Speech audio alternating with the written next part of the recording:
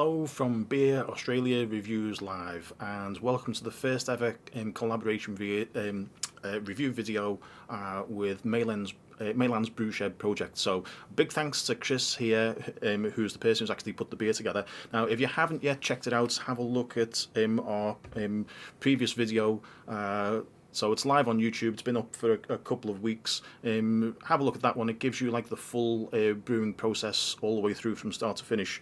But also I've put a little bit of a short clip together, so let me run the video.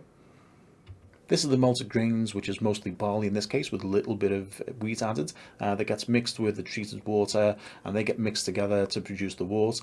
And then the wort goes through a boil process for about 60 minutes before the hops are added. A couple of different kinds of hops and different stages of hops. And then the mix goes into the brewing vessel. The brewing vessel then goes into the fermenting oven with some yeast added before finally it gets put into the keg itself. And then it's chilled for a few weeks, and here we have the finished product. This is what everyone's been waiting for. Like I say, check out that video. There's also another video that you should watch as well that has a little bit of relevance tonight, and that's our beer unboxing video. Now, if you haven't seen that one yet, then we have a new item of beer stuff. Okay. I've actually got myself a new beer fridge, so this has enabled us to actually do this, to actually bring the barrels over from Chris and actually, or the keg, and actually store it in here.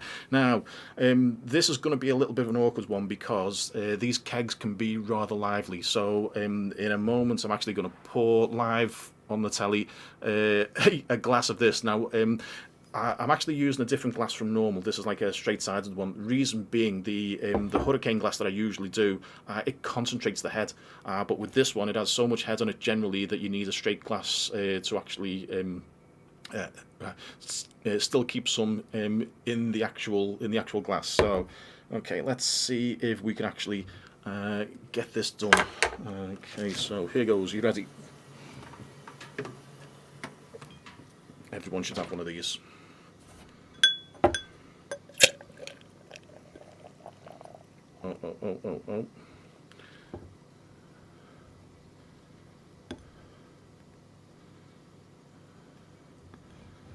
Oh. I think I'm going to leave that one to rest for a little minute before we add any more in. You definitely got to have a tea towel on hand for this thing.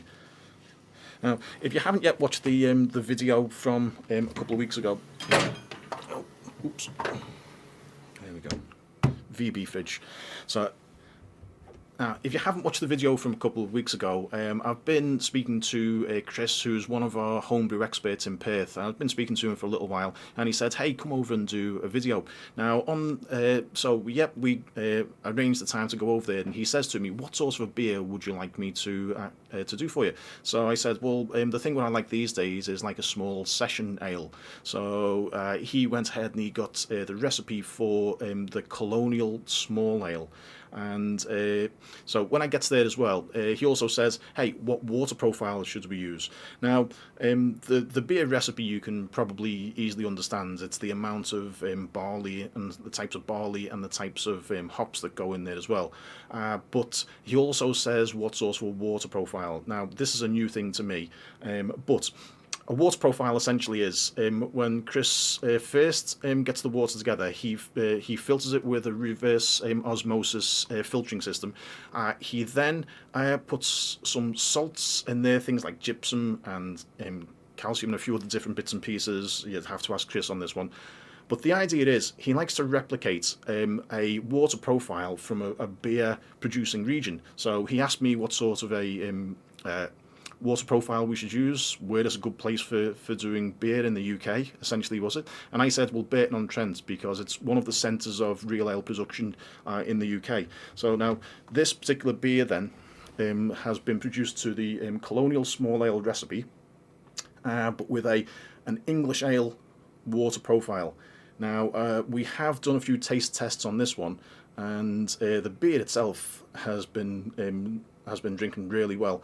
But one of the problems is I think I've chosen the wrong water profile. So I think, well, this was an experiment on Chris's part with my limited input. So the recipe itself, down to Chris, has actually turned out really well. However, the recipe for the water with this particular water profile has not been the best. So, okay. Anyways, okay. So we've got, yeah. That's what it looks like. So it's a cloudy thing. The head on this is actually really amazing because it's you can't get the bubbles to go down. Essentially, it has a sparkle to it. It looks really good. Now this one, the whole idea of a session ale is it's brewed down to a lower strength volume, and rather than being a 6 or 7% NEIPA, like a New England East Coast IPA, it uses a similar sort of a recipe to a New England East Coast IPA, but with just less malt that goes in there. And this should then come out at around about 3 to 3.5%. Now, I'm really liking these 3.5% session ales recently because it just means that you can have a few pints in one go without having to worry about the alcohol content in there. Because, I do love the big, strong beers. I love the big Belgian ales. I love things like the English barley wines. But these days, I have a pint, I have a session ale, I have a lighter one. Now, one of the problems with a session ale is that, or one of the lighter beers from Australia, they don't have much flavour. So, your VB, or the actual blandest beer in the history of the universe, an Australian brewed Foster's, right? Sometimes you need a little bit of flavour, even though you only want the lower strength. So the whole idea of this particular beer was it's a lighter strength beer, but with all the flavour in of with an IPA, but a cloudy East Coast New England IPA. So here goes. Oh, well, the thing what really hits you as soon as you put your nose into this one is the hops that go in there. If you have a look at the video, there's a link to the recipe as well, and you can see the number of hops that go into that one.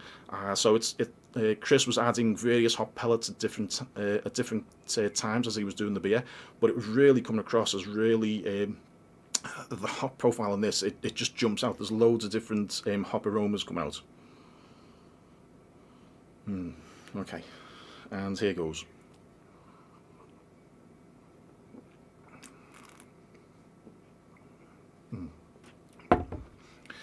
The beer itself is really good, but I can taste the water profile in this one, and this is down to me because I'm the person who actually suggested that part of it.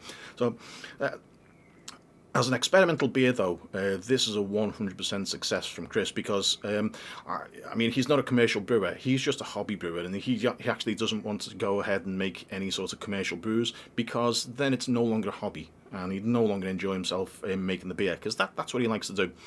And I've tried a couple of weeks ago. I brought home from a keg of his previous double IPA, and that was actually the best beer that I've ever tasted in Australia. Literally, his beer that he made is better than every other beer that I've tasted in Australia. I was just taken aback and amazed at how good that beer was. So, Chris, I know you're going to be tuning in at some point. You've actually hit the spot with your beers. You're doing the right thing, mate. I'm so glad that you asked me to come along and join in because I'm looking forward to the things that we do in the course of the next few months and stuff, and hopefully we'll be doing this for a while. So let's give this one another go.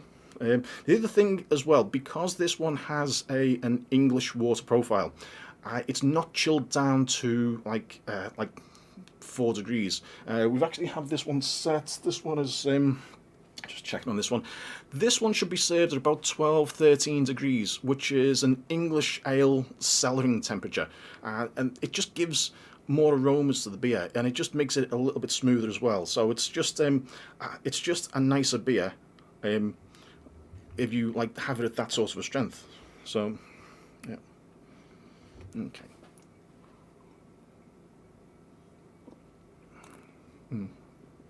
It's very smooth, and it's more bitter than what I was expecting as well. It doesn't have any sweetness in there at all, whereas some of the other session ales do have a little bit of sweetness to them. But I was having a discussion about this with Chris, and he reckons that you just need to have it as bitter as possible because that way all of the all of the malt has been turned into alcohol. So despite the fact that this is a moderately malted beer, he still wants to get the maximum flavour out of that malt by making sure every single bit of the sugars from the malt actually does turn into alcohol in the fermenting process. But okay, and yeah, here goes. As your nose gets used to it, you lose a little bit of the aroma, but this is just, it's such a smooth beer.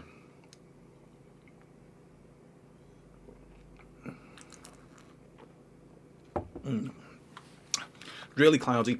It's just like it is just about what you'd expect it to be.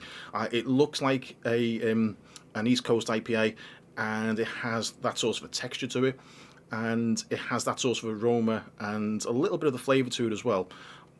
But you can drink a couple of these in a row and you're not getting totally smashed, because it's not all about the alcohol content in a beer, it's about the enjoyment factor.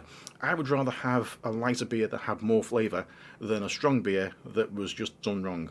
And the other thing as well about brewers, across the craft beer industry, there seems to be this trend of let's hit it bigger, let's hit it with more additional ingredients, let's give it more malt, more hops, let's add in some marshmallows and things. But my question is always, well, can you make also a lighter beer that's good?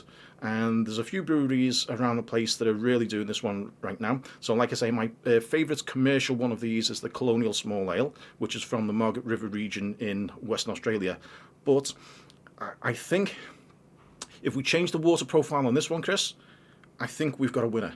I think this is going to be like one of the best beers out there. It really is. But I apologise for suggesting Burton on Trent. If you have a look at the full making of video, he actually says that he's put 3 times as much gypsum into the water than what he ever has before. And unfortunately for us, for me and Chris, we can taste it. So it's been a bit of an experiment. It's been a worthwhile experiment though, because you need to try these things, you need to experiment, and you just need to try something different. Now, in a couple of weeks' time, Chris is going to be doing a lager, and this is where the fridge is going to come in again, because with a lager, what you need to do is you need to store it at a low temperature for at least a few weeks and preferably a couple of months before you drink the thing, and that's the lagering process. So the fridge is going to play a role in that one as well. So at this point, I'm going to enjoy a few more beers because it's a session ale. And because I can. Hold on, let me do a refill. Here we go. Now, it's quite dangerous having your own beer pump, because it's so easy to go and have another glass, which is why we're doing a session ale, because imagine if this was like an 8% stuff. Oh, nice. We've had a bit of a beer disaster live on TV.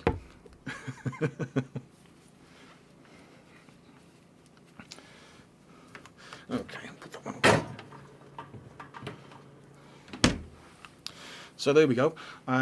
This is Maylands Brewshed Project small session ale. It's made by Chris, and he's a genius when it comes to brewing.